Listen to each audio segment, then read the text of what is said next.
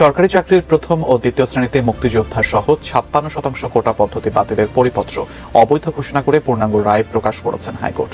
দফায় দফায় পুলিশের বাধা ডিঙিয়ে গণপদযাত্রা নিয়ে রাষ্ট্রপতির কাছে স্মারকলিপি দিলেন কোটা সংস্কারের দাবিতে আন্দোলনকারীরা। সেই সাথে ২৪ ঘন্টার আলটিমেটাম দিয়েছেন বৈষম্য বিরোধী ছাত্র আন্দোলনের নেতারা। এক নজিরবিহীন ঘটনা, বঙ্গভবন বা সচিবালয় অভিমুখে যে কোনো কর্মসূচি আগেই আটকে দেওয়া হয়। এবার কোটা সংস্কারের দাবিতে শিক্ষার্থীরা মানেনি পুলিশের কোনো নির্দেশনা।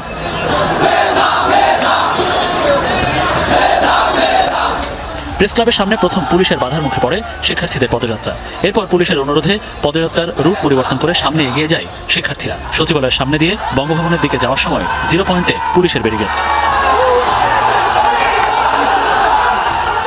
সচিবালয়ের সামনেই বসে পড়ে আন্দোলনরত শিক্ষার্থীরা। কোটা সংস্কারের দাবিতে দিতে থাকে স্লোগান।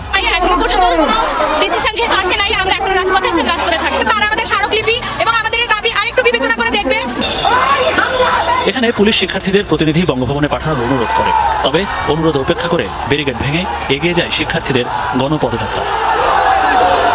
কোটার যে প্রবলেমটি রয়েছে সেটা যৌক্তিক এবং স্থায়ী সমাধান কিভাবে হবে?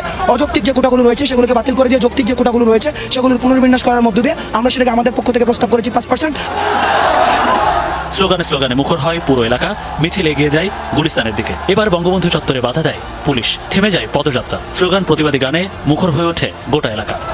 আমরা আইন শৃঙ্খলা রক্ষা করার জন্য আমরা সবাই মিলে কাজ করেছি এবং ছাত্ররা যারা এখানে উপস্থিত হয়েছিল তারা আমাদের কোঅপারেট করেছে।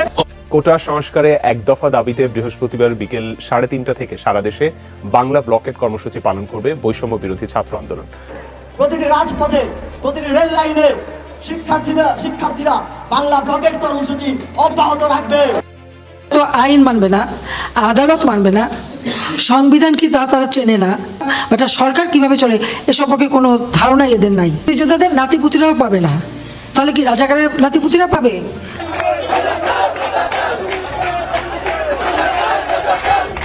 ছাত্র আন্দোলন এবং ছাত্র আন্দোলনের যে বক্তব্য তার জবাব দেওয়ার জন্য ছাত্রলীগ সহ যারা তাদের এই আত্মস্বীকৃত রাজাকার, যারা নিজেদের অত্যন্তপূর্ণ মানসিকতা প্রকাশ ঘটিয়েছে গত রাতে, তার জবাব তারাই। কোটা সংস্কার আন্দোলনের শিক্ষার্থীদের উপর হামলা চালিয়েছেন ছাত্রলীগের নেতাকর্মীরা। হামলায় আন্দোলনকারী শিক্ষার্থীদের অনেকে মারধরের শিকার হয়েছেন। আক্রান্ত শিক্ষার্থীদের মধ্যে ছাত্রীরাও রয়েছেন।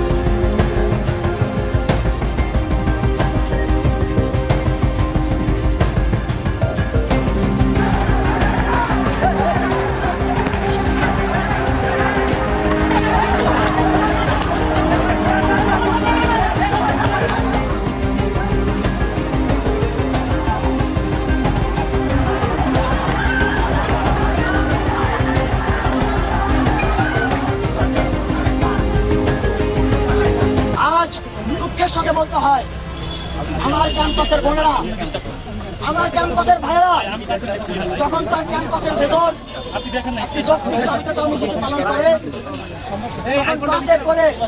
ট্রাকে করে আসা টোকাইরা তাদের উপর হামলা করার ধৃষ্টতা দেখাতে পারে। আমরা এই ঘটনার তীব্র নিন্দা ও প্রতিবাদ জানাই। খবর পেয়েছি 2 শতাধিকের উপরে আমাদের আহত হয়েছে এবং যার মধ্যে 20 থেকে 25 জনের অবস্থা খুবই ক্রিটিক্যাল। আজকে যখন ঢাকা বিশ্ববিদ্যালয়ে হামলাটি হয়েছে তখন আমরা বিশ্ববিদ্যালয়ের প্রক্টরে হিরো ভূমিকা দেখেছি। হামলা পরিকল্পিতভাবে ঘটানো হয়েছে। আমরা গত কয়েকদিন ধরে বলছিলাম যে সরকার, আইন শৃঙ্খলা বাহিনী, সরকার দলীয় ছাত্র সংগঠন পরিকল্পনা করছে এই আন্দোলনকে দমন করার জন্য, সহিংসভাবে এই আন্দোলনকে দমন করার জন্য। কিন্তু আমরা স্পষ্টভাবে বলতে চাই, এইভাবে সহিংসভাবে এই আন্দোলনকে দমন করা সম্ভব নয়। প্রধানমন্ত্রীর যে বক্তব্য, সেই বক্তব্য কিন্তু আমরা প্রত্যাখ্যান করি এবং আমরা নিন্দা জানাই যে প্রধানমন্ত্রী হয়ে সরকারের সর্বোচ্চ জায়গা থেকে আমরা আশা করেছিলাম তিনি দেশে এসে কোটা সংস্কারের যৌক্তিক সমাধানের একটা পথ দেখাবেন। তা না করে তিনি কোটা সংস্কার আন্দোলনকারীদের প্রতি যে কটূক্তি করেছেন, রাজাকারের নাতি বলে ইঙ্গিত করেছেন, এটি নিন্দনীয় এবং এর জন্য তার প্রকাশ্যে ছাত্র সমাজের কাছে দুঃখ প্রকাশ করা উচিত।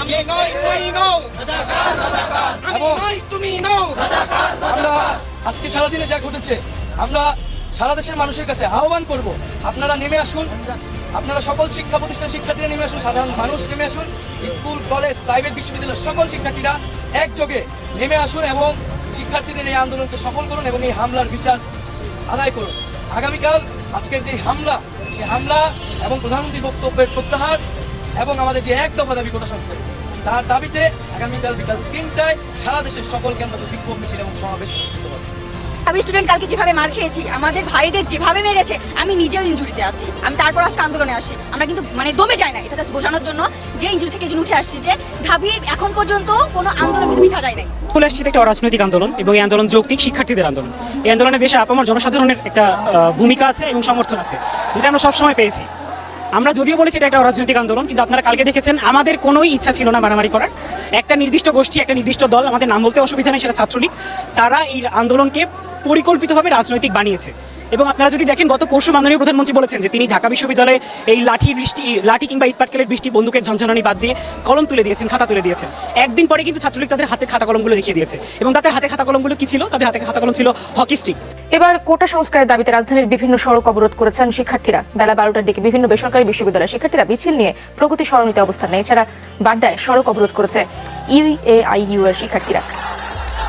একই দাবিতে কুড়িলে সড়ক অবরোধ করেছে এআইইউবির শিক্ষার্থীরা। সেখানে নর্থ সাউথ বিশ্ববিদ্যালয়ের ছাত্রছাত্রীরা অংশ নেয়। এতে পুরো সড়কের যান চলাচল বন্ধ হয়ে যায়। ভোগান্তিতে পড়েন এই সড়কে চলাচলকারীরা।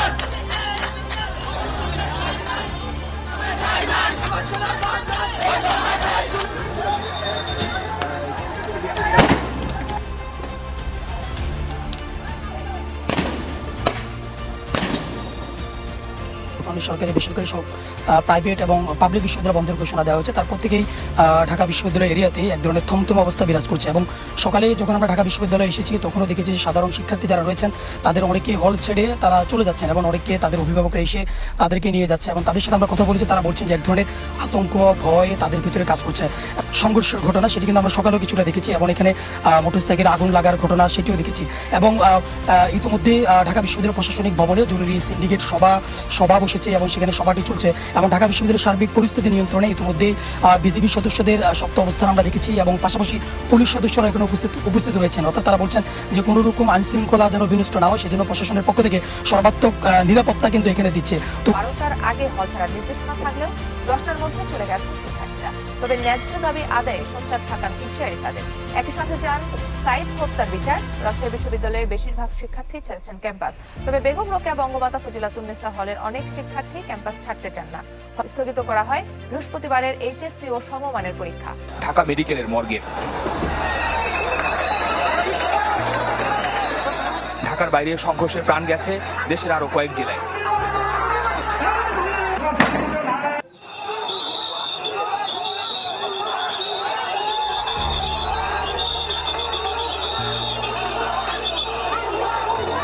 কোটা সংস্কারের দাবিতে চলমান কর্মসূচিতে সংঘর্ষের আরেকটি দিন।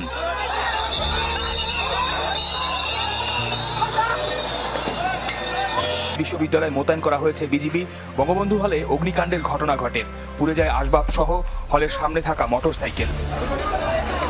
পাবলিক বিশ্ববিদ্যালয়ের বাইরে এদিন কোটা সংস্কারের দাবিতে রাজপথে নেমেছেন বেসরকারি বিশ্ববিদ্যালয়ের শিক্ষার্থীরাও। ঢাকার বেসরকারি প্রাইম এশিয়া বিশ্ববিদ্যালয়ের ভেতরে প্রবেশ করে পুলিশ। প্রগতি সরণি, উত্তরা, মহাখালী সহ রাজধানীর নানা জায়গায় বিক্ষোভ করেছেন শিক্ষার্থীরা। বিকেল নাগাদ পুরো এলাকায় তৈরি হয় রণক্ষেত্র। এ সময় আমতলী থেকে আইসিডিডিআরবি পর্যন্ত পুরো সড়কের দুই পাশে অবস্থান নেন আন্দোলনকারী এবং আইনশৃঙ্খলা রক্ষাকারী বাহিনীর সদস্যরা। সন্ধ্যার দিকে আগুন দেয়া হয় মোটরসাইকেলে এবং মহাখালী পুলিশ বক্সে। পাশে রেল লাইনে ট্রেন চলাচল বন্ধ করে দেন আন্দোলনকারীরা। ফলে সকাল থেকে বিকেল পর্যন্ত ঢাকার সাথে সারা দেশে রেল যোগাযোগ বন্ধ ছিল। সংঘর্ষে রেশ পড়েছে মেট্রো রেলের ফার্মগেট স্টেশনেও। এদিকে ঢাকা বিশ্ববিদ্যালয়ে দিনভর ছিল থমথমে পরিস্থিতি। বিকেলের দিকে শহীদুল্লাহ হল ও এর আশপাশের এলাকায় ধাওয়া পাল্টা ধাওয়া হয় তিন পক্ষের মধ্যে। শফিকুল ইসলাম সবুজ, channel 24, Dhaka. Student protests in Bangladesh have turned violent, with at least 6 people killed, dozens more injured by fighting between rival groups and the police. Students have been demonstrating for 2 weeks, calling for an end to what they say are discriminatory quotas for public service jobs. They say it favours supporters of the ruling party and they want a merit-based system instead. Tanvir Chowdhury has more from Dhaka. Student protesting from the Dhaka Medical University. We're on the outskirts of the Dhaka University campus. Now the protest is going on near the Language Martyrs Memorial. A large number of students have gathered here. There's also students gathered in many parts of the city in different intersections. They're not staying very long, but protesting and then leaving the area. There's been reports of violence in different parts of the country. চলমান কোটা সংস্কার আন্দোলনে হামলার প্রতিবাদে আজ সারা দেশে complete shutdown কর্মসূচি ঘোষণা করেছে বৈষম্য বিরোধী ছাত্র আন্দোলন। বৃহস্পতিবার রাতে সংগঠনের অন্যতম সমন্বয়ক শারজিস আলম ও আসিফ মাহমুদ ফেসবুকের এক বিবৃতিতে এই কর্মসূচি ঘোষণা করেন। এতে বলা হয়, হাসপাতাল ও জরুরি সেবা প্রতিষ্ঠান ছাড়া সবকিছু বন্ধ থাকবে। রাস্তায় অ্যাম্বুলেন্স ছাড়া কোনো যানবাহন চলবে না। আন্দোলনের আওতাভুক্ত থাকবে রেলপথ। তাছাড়া শিক্ষার্থীদের সবাইকে তালা বহনের পরামর্শ দেওয়া হয়েছে। কোনো প্রতিষ্ঠান খোলা থাকলে সেটি তাৎক্ষণিক বন্ধ করতেই এই উদ্যোগ। বিবৃতিতে দেশবাসীকে এই কর্মসূচি সফল করার আহ্বান জানানো হয়। আপনজন হারাবার বেদনা যে কত কষ্টের তা আমার থেকে আর কে বেশি জানে। আমি আন্দোলনরত কোমলমতি ছাত্রছাত্রীদের নিরাপত্তা নিয়ে অত্যন্ত উদ্বিগ্ন। মুক্তিযুদ্ধের চেতনায় আমাদের প্রিয় মাতৃভূমিকে সকলের সহযোগিতায় স্মার্ট বাংলাদেশ হিসেবে গড়ে তুলব। Are still holding their ground. This is an area where there's at least 6 private universities. They've been protesting since morning, and they came under serious attack from the police and by the ruling party supporters. One person apparently were killed. That's what the students are claiming. We nowhere to independently verify this, but the students saying this is not acceptable. There has to be justice for killing students all across the country. Now the students here have decided to still stay their ground over here and keep on protesting. The police have left this area, but they came under heavy attack during the morning and early afternoon time. What we know from our news report is that the government law minister has said they're now willing to sit with the protesting student and come into a compromise. This was announced earlier in the day, but the students say just the abolition of quota is not enough. They want justice for number of students killed within the past few days, and they want some people brought into account for doing that. They said they'll continue to protest until their demands are met. Tanvir Chowdhury, Al Jazeera, Dhaka. Troops on the streets, a strict curfew, a near blackout of communication. देश भर के schools और colleges को shut down कर दिया गया है और बांग्लादेश की सरकार ने मोबाइल इंटरनेट सर्विसेज को भी सस्पेंड कर दी। बांग्लादेश की प्रधानमंत्री शेख हसीना को अब प्रोटेस्टर्स डिक्टेटर करके भी पुकार रहे हैं।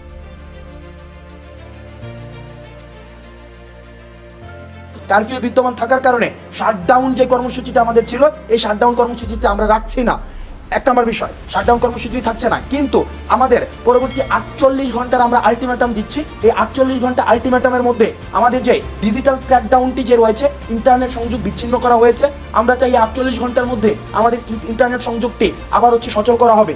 এবং এই 48 ঘন্টার মধ্যে আমাদের ক্যাম্পাসে যে আইন শৃঙ্খলা রক্ষাকারী বাহিনীদেরকে সেখানে রাখা হয়েছে, তাদেরকে বাদ দিয়ে নিরাপত্তা নিশ্চিত করে আবাসিক হলগুলোকে খুলে দিতে হবে এবং সেখানে শিক্ষার্থীদের আসার ব্যবস্থা করে দিতে হবে।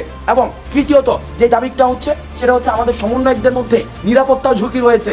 আমরা ফোন বন্ধ করে বিভিন্ন জায়গায় এখন থাকতে হচ্ছে, আমরা আমাদের লোকেশনকে আমরা ডিসক্লোজ করতে পারছি না, যেহেতু আমরা শাটডাউন তুলে নিচ্ছি। সুতরাং আমরা সরকারের কাছে আমরা আহ্বান জানাবো, এই 48 ঘন্টার মধ্যে কারফিউ যেটি রয়েছে সেই কারফিউটিকে তুলে দিয়ে স্বাভাবিক জনজীবনকে নিশ্চিত করতে হবে। বৃহস্পতিবার রাত থেকে ঢাকার বিভিন্ন এলাকায় ব্লক রেড চালাচ্ছে ঢাকা মহানগর পুলিশের একাধিক টিম। খোঁজ নিয়ে জানা গেছে রাজধানীর যাত্রাবাড়ি, মহাখালী, বাড্ডা, মিরপুর ও মোহাম্মদপুর সহ বিভিন্ন এলাকায় পুলিশের ব্লক রেড চলছে। রাতে ধানমন্ডিতে নিজ বাসভবনে সাংবাদিকদের এক প্রশ্নের জবাবে স্বরাষ্ট্রমন্ত্রী আসাদুজ্জামান খান কামাল বলেন, যারা আসলেই দোষী তাদের খুঁজে বের করার জন্যই ব্লক রেড বা চিরুনি অভিযান। যতদিন পর্যন্ত সবাইকে ধরতে না পারবো ততদিন পর্যন্ত অভিযান চলবে। অতিথি ভবন পদ্মায় আন্দোলনকারীদের সাথে বৈঠক করেন আইনমন্ত্রী, শিক্ষামন্ত্রী, তথ্য ও সম্প্রচার প্রতিমন্ত্রী।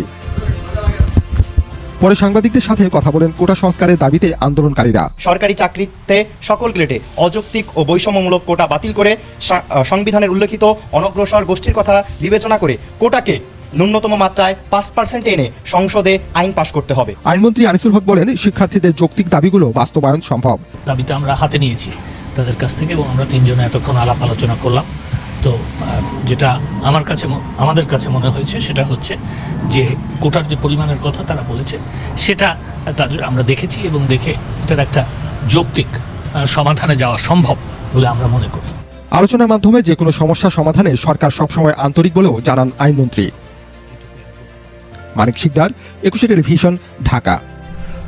এবং পরবর্তীতে আমরা দেখতে পাই যে সারা দেশে ইন্টারনেট বন্ধ করে এক ধরনের ডিজিটাল ক্র্যাকডাউন পরিস্থিতি তৈরি করা হয় এবং শিক্ষার্থীদের হলগুলো থেকে বিতাড়িত করা হয়, যার সুস্পষ্ট মানবাধিকার লঙ্ঘন।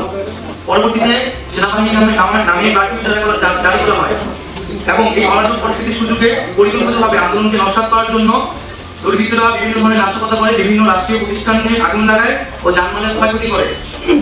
প্রতিবাদী ছাত্র নাগরিকের সাথে এই সকল সহিংস ঘটনার কোনো ধরনের সম্পর্ক নেই। এটা স্পষ্ট সরকারের দায়িত্বহীন আচরণ ও দমনপীড়ন নীতির জন্য এই অরাজক পরিস্থিতি তৈরি হয়েছে। এর দায় সম্পন্ন সরকার আইন শৃঙ্খলা রক্ষা ও জনজীবনের নিরাপত্তা দিতে ব্যর্থ হয়েছে। এখন সমগ্র পরিস্থিতির দায় শিক্ষার্থী ও বিভিন্ন রাজনৈতিক দলের উপর চাপিয়ে সরকার পুনরায় দাঁড়িয়ে যাচ্ছে। আমরা প্রথম থেকে সরকারের সাথে আলোচনার কথা বলেছি, কিন্তু সরকার ডিজিটাল ক্র্যাকডাউন করে ক্যাম্পাস থেকে শিক্ষার্থীদের বিতরণ করে রাস্তায় নির্দেশ জনগণের উপর পরিচালনা করতে আমাদের সংলাপের আহ্বান জানিয়েছিল। আমরা সেই আহ্বান প্রত্যাখ্যান করেছি। ফলস্বরূপ আমাদের আন্দোলনের এক নম্বর সমন্বয় মোহাম্মদ নাহিদ ইসলাম অর্থাৎ আমাকে গুম করে 24 ঘন্টা শারীরিক ও মানসিক নির্যাতন করা হয়। অন্য কিছু সমন্বয় সরকারের প্রতিনিধির কাছে তাদের বক্তব্য কিছু দাবি পেশ করতে গেলে সেটাকে সংলাপ করে মিডিয়ায় প্রোপাগান্ডা চালানো হয়। গুম, গ্রেফতার, প্রোপাগান্ডা, ডিজিটাল ক্র্যাকডাউন, কারফিউ, রাষ্ট্রযন্ত্রের সকল শক্তিকে ব্যবহার করে সরকার বৈষম্যবিরোধী ছাত্র আন্দোলন ও প্রতিবাদী ছাত্র নাগরিককে ছত্রভঙ্গ করে দেওয়ার চেষ্টা করেছে। করে এখন কোটা সংস্কারের প্রজ্ঞাপন দিয়েছে। রক্ত ও লাশের উপর দাঁড়িয়ে এই প্রজ্ঞাপন শিক্ষার্থী ও নাগরিকদের প্রতি নির্মমতার আরেকটি ইতিহাস হয়ে থাকলো। কোটা সংস্কার ছিল একটি অরাজনৈতিক ও শিক্ষার্থীদের স্বার্থের আন্দোলন। সরকার এটিকে প্রথম থেকে রাজনৈতিকভাবে মোকাবেলা করতে চেয়েছিল। সরকার বিরোধী, মুক্তিযুদ্ধ বিরোধী, রাজাকারের সন্তান নানা টেক দিয়ে স্বতঃস্ফূর্ত আন্দোলনকে নস্যাৎ করার চেষ্টা করা হয়েছিল।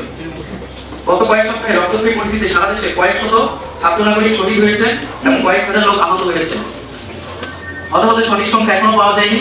অনেক বাবা এখনো সন্তানের লাশ খুঁজে বেড়াচ্ছে। এত রক্তের উপর দাঁড়িয়ে আমরা কোটা সংস্কার চাইনি। আমরা সকল হতাহতের বিচার চাই। আমাদের আহ্বানে সকল শিক্ষার্থী এবং নাগরিকরা রাজপথে নেমেছিল। আমরা জনগণের কাছে বলতে চাই যে আমরা জনগণের সাথে আছি। আমাদের চূড়ান্ত দাবি ক্যাম্পাসগুলো খুলে সকলের সাথে আলোচনা করে আমরা জাতির সামনে পেশ করতে চাই। আমরা এখন নিরাপত্তাহীনতায় আছি। আমাদের বাসায় পুলিশ, ডিবি এবং গোয়েন্দা সংস্থার বিভিন্ন লোক যাচ্ছে। সারা দেশে নির্বিচারে মানুষকে গ্রেফতার করা হচ্ছে। আমরা এই পরিস্থিতির অবসান চাই। নিরাপত্তা বাহিনীর কাছে আমাদের আহ্বান থাকবে, ছাত্র জনতার মুখোমুখি আর দাঁড়াবেন না। আরেকটি গুলিও যাতে কাউকে হত্যার উদ্দেশ্যে না করা হয়। এবং আমরা স্পষ্ট করে বলতে চাই, সারা দেশে যে সকল মানুষেরা শহীদ হয়েছে, আহত হয়েছে, আমরা তাদের পাশে আছি, শেষ পর্যন্ত থাকবো। কিন্তু এখন যেহেতু ইন্টারনেট নাই এবং আমাদের সমন্বয়কদের এখনো আমরা অনেকে খোঁজ পাচ্ছি না, তাদের সন্ধান পাওয়া যাচ্ছে না, এই অবস্থা দ্রুত পরিত্রাণ করতে হবে। আমরা সকল সমন্বয়কদের নিয়ে এবং আন্দোলনকারী বিভিন্ন বিশ্ববিদ্যালয়ের শিক্ষার্থীদের নিয়ে জনমতের ভিত্তিতে আমাদের আরো কিছু দাবি দেওয়া আছে এবং এই দাবি দেওয়াগুলো নিয়ে আপনাদের মধ্যে নানা বিভ্রান্তি হয়েছে আমরা শুনতে পেয়েছি। সেটা যোগাযোগহীনতার কারণে হয়েছে। আমাদের নিরাপত্তা এবং যোগাযোগ ব্যবস্থা নিশ্চিত করলে আমরা সুস্পষ্টভাবে সেই দাবিগুলা সকলের সামনে পেশ করবো। তার আগে আমাদের প্রধান যে বক্তব্যটা হচ্ছে আমাদের নিরাপত্তা দিতে হবে এবং আমাদের গুম, গ্রেফতারের যে ভায়োলেন্সকে বন্ধ করতে হবে এবং আমাদের ক্যাম্পাসগুলো শিক্ষার পরিবেশ নিশ্চিত করতে হবে। ধন্যবাদ। মহামান্য আদালত শিক্ষার্থীদের পক্ষে রায় দিয়েছে, সেই অনুযায়ী সরকার প্রজ্ঞাপন দিয়েছে। কিন্তু সরকার এই প্রজ্ঞাপন দিতে যত রক্ত মারিয়েছে, যত লাশ করেছে, সেটা অনাকাঙ্ক্ষিত। এর জবাব আমরা চাচ্ছি। এবং এই প্রজ্ঞাপনের সাথেই কিন্তু কেবল আমাদের আন্দোলনটি সম্পর্কিত নয়। আমরা কিন্তু আন্দোলন থেকে সরে আসছি না। যারা জনগণ আমাদের সাথে নেমেছে, তাদের বক্তব্য, তাদের দাবি দেওয়া, তাদের যে হতাহত, তার সুস্পষ্ট সমাধান এবং বিচার না হওয়া পর্যন্ত আমাদের আন্দোলন কিন্তু অব্যাহত থাকবে। সেই জায়গা থেকে আমাদের 4টি জরুরি দাবি আমরা আবার উল্লেখ করছি। 1, ইন্টারনেট সচল করতে হবে। 2, কারফিউ উইথড্র করতে হবে।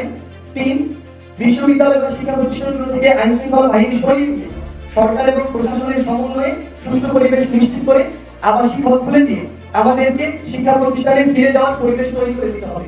এবং 4, যেটা হচ্ছে যে আমাদের সমন্বয়ক হিসেবে শুধু এখানে নয়, সারা বাংলাদেশে যারা এই কোটার যৌক্তিক সংস্কারের যে আন্দোলন, সেটিতে যারা সমন্বয় করেছেন, তাদের নিরাপত্তা নিশ্চিত করতে হবে।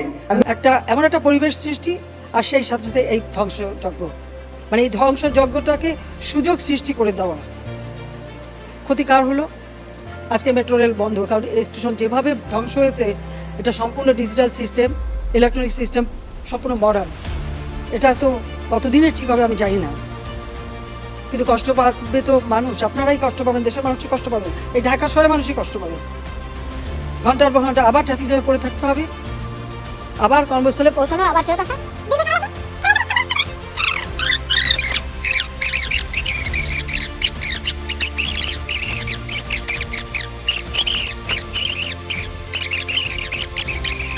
সম্পদের ধ্বংস হয়েছে সেগুলো তো জনগণের সম্পদ, ট্যাক্স দিয়েই করা হয়েছে, এগুলো জনগণের সম্পদ, এগুলো হয়তো ভবিষ্যতে আমরাই আবার গড়ে নিব।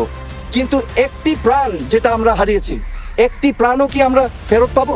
এখানে শত শত মানুষ নিহত হয়েছে, নিরীহ 5 বছরের বাচ্চা থেকে শুরু করে 8, 10, 15, 16 ছাত্র, সাধারণ মানুষ সহ অনেক মানুষের এখানে ক্র্যাকডাউন চালিয়ে, তাই আমরা এখন পর্যন্ত, যেহেতু আমরা অনলাইনের সাথে যুক্ত নয়, মিডিয়ার মাধ্যমে যেটা পাচ্ছি সেখানে কোনো মিডিয়ায় বলা হচ্ছে যে 2 শতাধিক, কোনো মিডিয়ায় বলা হচ্ছে 3 শতাধিক। আমরা মনে করি এর চাইতে বেশি সংখ্যক আমাদের ছাত্র ভাইয়েরা খুনের শিকার হয়েছে, তাদেরকে রাস্তায় নির্বিচারে গুলি করে খুন করা হয়েছে। প্রকাশ্যে আপনারা দেখেছেন আমাদের ভাইদেরকে উপর থেকে হেলিকপ্টার দিয়ে গুলি করে হত্যা করা হচ্ছে। এক নির্মম অরাজকতা এই দেশে নেমে আসছে বাহিনী, যে স্বরাষ্ট্রমন্ত্রীর আন্ডারে র্যাব বাহিনী, যে স্বরাষ্ট্রমন্ত্রীর আন্ডারে বিজিবি বাহিনী, যাদের মাধ্যমে আমার ভাইরা খুন হয়েছে, সেই স্বরাষ্ট্রমন্ত্রীর সাথে আমাদেরকে বসার জন্য আহ্বান জানানো হচ্ছে। উনি কি এই যে 200 লাশ পড়েছে এটার জন্য কি উনি অনুতপ্ত? এটার জন্য কি উনি দায় স্বীকার করেছেন? উনি কি ক্ষমা চেয়েছেন? আমরা কিভাবে এই রক্ত খেকো মন্ত্রীদের সাথে আমরা আলোচনা করতে পারি, যারা হচ্ছে রক্তের বন্যা বয়ে এই দেশে একটা অরাজক পরিস্থিতি সৃষ্টি করেছে? আমাদের সাথে আগেও বসা যেত, আমরা তো আলাপ আলোচনা করতে পারতাম, এর সমাধান হইতো। সরকারের যে যুক্তিগুলো তুলে ধরতো, আমরা আমাদের যুক্তিগুলো তুলে ধরতাম, সুন্দর সমাধান কেউ হতে পারতো না। এই লাশগুলোর দায় কে নিবে? আজকে এখানে আপনাদের কাছে দাঁড়িয়েছি অবিলম্বে আমাদের ভাইদের, যাদেরকে গুম করা হয়েছে, যাদের আমরা খোঁজ পাচ্ছি না, তাদের অবিলম্বে সন্ধান দিতে হবে। 24 ঘন্টার মধ্যে সন্ধান না দিলে আমি আমার ভাইদেরকে নিয়ে আমি রাস্তায় শুয়ে থাকবো। আমরা আমাদের ভাইদের খোঁজ না পাওয়া পর্যন্ত প্রয়োজন আমাদেরকেও গুম করে নিয়ে যান, আমরা কেন বাইরে থেকে কান্না করবো? আমাদের ভাইদের কি ক্যাম্পাসে ওনারা ভুলে যাচ্ছেন 1952 সালে দমন করতে গিয়ে পাকিস্তানি হানাদাররা ব্যর্থ হয়েছে, 69-এ ব্যর্থ হয়েছে, 64-তে ব্যর্থ হয়েছে, 66-তে ব্যর্থ হয়েছে। ওনারা কিভাবে সফল হবে? ওনাদেরকে এখনো বলবো, আমাদের প্রতিটা ক্যাম্পাসে নিরাপত্তা নিশ্চিত করুন, আমাদের ভাইদেরকে ছেড়ে দিন। আমি নিজে আতঙ্কিত, আমি এখানে এসেছি আমার জীবনের মায়া নিয়ে, আশপাশে ডিজিএ পাই, টিভির লোকজন ঘুরে করতেছে। আপনাদের এখান থেকে উঠে যাওয়ার পর হয়তো আমারও আর খোঁজ পাওয়া যাবে না। এভাবে একটা সভ্য রাষ্ট্র চলতে পারে না, এভাবে কোনো স্বাধীন রাষ্ট্র চলতে পারে না। আমরা শনিবার সন্ধ্যায় বৈষম্য বিরোধী ছাত্র আন্দোলনের 2 সমন্বয়ক সার্জিস আলম ও হাসনাত আব্দুল্লাহকে ডিবি পুলিশের হেফাজতে নেওয়া হয়েছে। তার আগের দিন হেফাজতে নেওয়া হয় আরও 3 সমন্বয়ককে। এ নিয়ে কোটা সংস্কারের দাবিতে আন্দোলনরত শিক্ষার্থীদের কয়েকজনকে হেফাজতে নিল ডিবি। কোটা সংস্কার আন্দোলন ও তার প্রেক্ষিতে উদ্ভূত পরিস্থিতিতে অনেকে অপ্রত্যাশিতভাবে আহত এবং নিহত হয়েছে।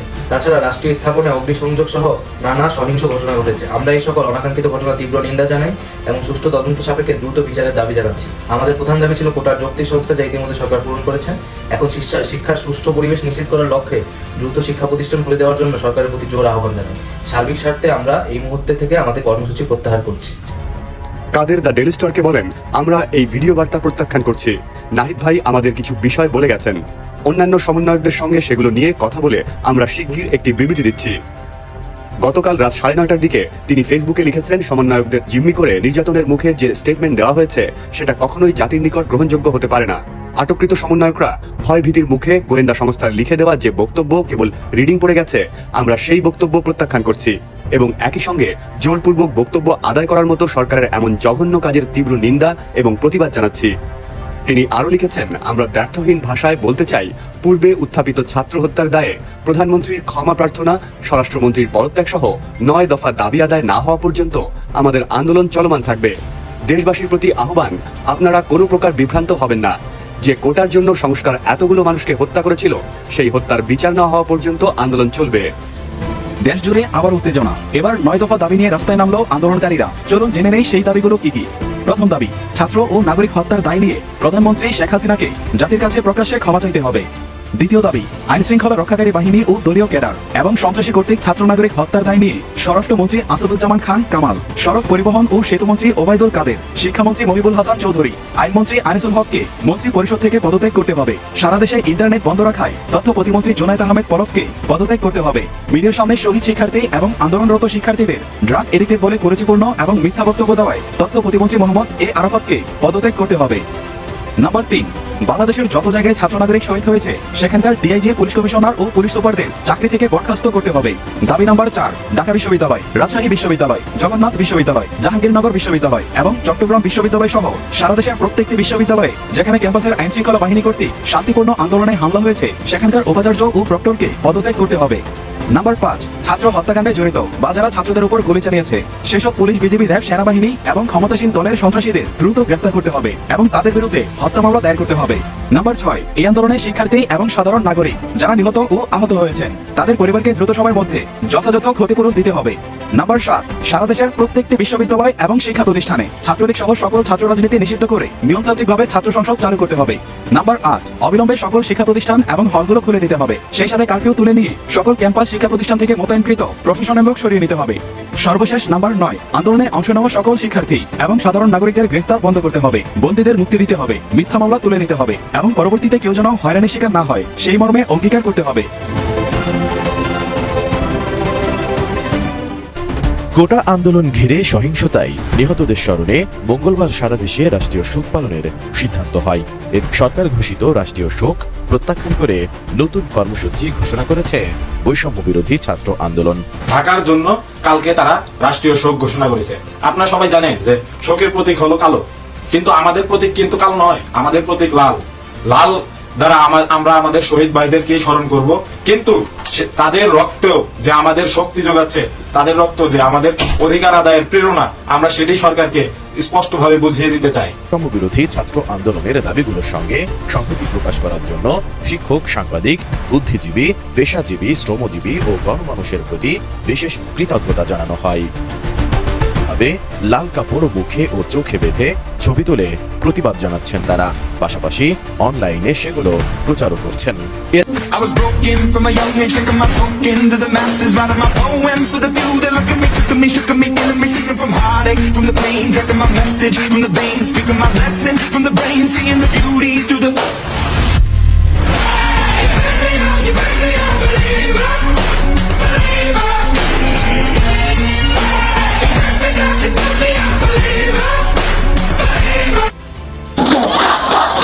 বৃহস্পতিবার রিমেম্বারিং দ্য হিরোজ কর্মসূচি পালনের ঘোষণা দিয়েছে বৈষম্য বিরোধী ছাত্র আন্দোলন। বুধবার দেশব্যাপী মার্চ ফর জাস্টিস কর্মসূচি পালনের পর এই কর্মসূচি দেওয়া হয়। শেষে গোয়েন্দা হেফাজত থেকে ছাড়া পেলেন বৈষম্য বিরোধী ছাত্র আন্দোলনের 6 সমন্বয়ক। দুপুরে ঢাকা মহানগর গোয়েন্দা পুলিশ গাড়িতে করে তাদের বাসায় পৌঁছে দেয়। তবে ডিবি হেফাজতে 32 ঘন্টা অনশনে অসুস্থ হয়ে পড়ায় পরিবারের কাছে হস্তান্তর করা হয়েছে বলে জানান সমন্বয়ক নাহিদ ইসলামের বাবা। এদিকে মিন্টো রোডে সারা দেশে গ্রেফতার শিক্ষক, শিক্ষার্থী এবং খেটে খাওয়া সাধারণ মানুষকে ছেড়ে দেওয়ার দাবিতে মানববন্ধন করে বিক্ষুব্ধ নাগরিক সমাজ। একের পর এক কর্মসূচি ঘোষণা করছে বৈষম্য বিরোধী ছাত্র আন্দোলন। এরই অংশ হিসেবে শনিবার সারা দেশে বিক্ষোভ করবে তারা। একই সঙ্গে রোববার থেকে সর্বাত্মক অসহযোগ কর্মসূচিও ঘোষণা করা হয়েছে। এসব কর্মসূচি বাস্তবায়ন ও চলমান আন্দোলন সফল করতে ছাত্র জনতার প্রতি জরুরি নির্দেশনা দিয়েছে বৈষম্য বিরোধী ছাত্র আন্দোলন।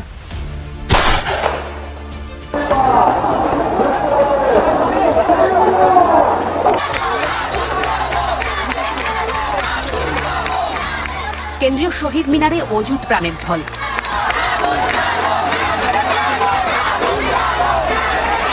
যে উত্তাল জনস্রোতে ক্ষোভাদ্রোহের বহিঃপ্রকাশ। এই সরকারের পতন এবং চাকরিবাদন ছিল এবং এই সরকারের লুটপাট, গণহত্যা সহ দুর্নীতি সহ সকল কিছুর বিচার নিশ্চিত করা। দাবি আদায় না হওয়া পর্যন্ত মাথা নত না করার হুঙ্কার ধ্বনিত হয় চারিদিকে। আমাদের একটি জরুরি সিদ্ধান্ত মোতাবেক আমাদের যে 6 তারিখের যে লং মার্চ টু ঢাকা কর্মসূচি ছিল সেটাকে আমরা একদিন এগিয়ে নিয়ে এসেছি, অর্থাৎ আগামীকাল 5ই আগস্ট সারা দেশের মুক্তিকামী জনতাকে ঢাকার উদ্দেশ্যে রওনা হওয়ার জন্য আমরা আহ্বান জানাচ্ছি। যারা পারবেন, যাদের পক্ষে সম্ভব হবে, আজ রাতেই আপনারা ঢাকার উদ্দেশ্যে রওনা হয়ে যান। আমরা গণভবনের দিকে যাত্রার জন্য প্রস্তুত এবং সেই উদ্দেশ্যেই আপনারা সবাই ঢাকা আসুন। আমরা আপনাদের সবাইকে নিয়ে আমাদের চূড়ান্ত দাবি আদায়ে এগিয়ে যাব। আমি জানি না সমন্বয়করা আজকে রাতে বেঁচে থাকতে পারবে কিনা, কিন্তু আপনাদের উপর আমরা এই দায়িত্ব দিচ্ছি। আপনারা সবাই নিজ দায়িত্বে ঢাকায় আসবেন আগামীকাল এবং পরশু পরিস্থিতি বিবেচনা করে পরশু গণভবনের দিকে 4 দিক থেকে আমরা রওনা হব।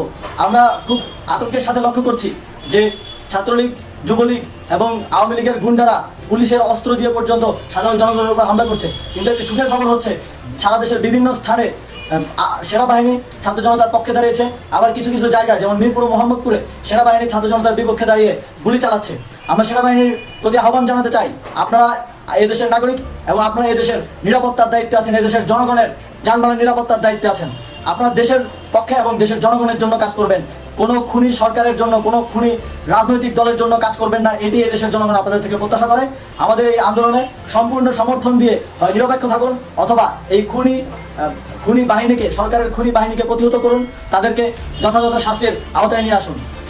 যে কারফিউ সরকারের পক্ষ থেকে ঘোষণা করা হয়েছে, আমরা স্পষ্টভাবে বলতে চাই, সেনাবাহিনী এই ধরনের কোনো কারফিউ বাস্তবায়নের জন্য মাঠে না নামে। যদি মাঠে নামে তাহলে সেনাবাহিনী স্পষ্টভাবে অফিসিয়ালি জনতার বিরুদ্ধে দাঁড়াবে। আমরা চাই না সরকারের এই ষড়যন্ত্রে সেনাবাহিনী পা দিক। সেনাবাহিনীকে জনতার বিরুদ্ধে দাঁড়ানোর যে ষড়যন্ত্র সরকার রচনা করছে, সেটিতে সেনাবাহিনী পা দিবে না, এই বিশ্বাস আমরা রাখতে চাই। আওয়ামী লীগ আজ সারা দেশে তাদের খুনি বাহিনীকে নামিয়ে দিয়েও ছাত্র জনতার প্রতিরোধের মুখে টিকতে পারেনি। রাজপথের পরাজিত শক্তি হিসেবে তারা সেনাবাহিনী সহ অন্যান্য বাহিনীকে আমাদের বিরুদ্ধে কাজে লাগানোর চেষ্টা করছে। এই চেষ্টাকে, এই ষড়যন্ত্রকে ব্যর্থ করতে হবে এবং আগামীকাল সারা দেশে মসজিদে মসজিদে ঘোষণা দিয়ে ঢাকার উদ্দেশ্যে আপনারা রওনা হন। প্রত্যেকটি পরিবার থেকে অন্ততপক্ষে একজনকে ঢাকার উদ্দেশ্যে রওনা করে দিন, এই ইতিহাসের সাক্ষী হতে, একটি নতুন বাংলাদেশের অভ্যুদয় ঘটানোর একজন কর্মী হতে। ধন্যবাদ সকলকে।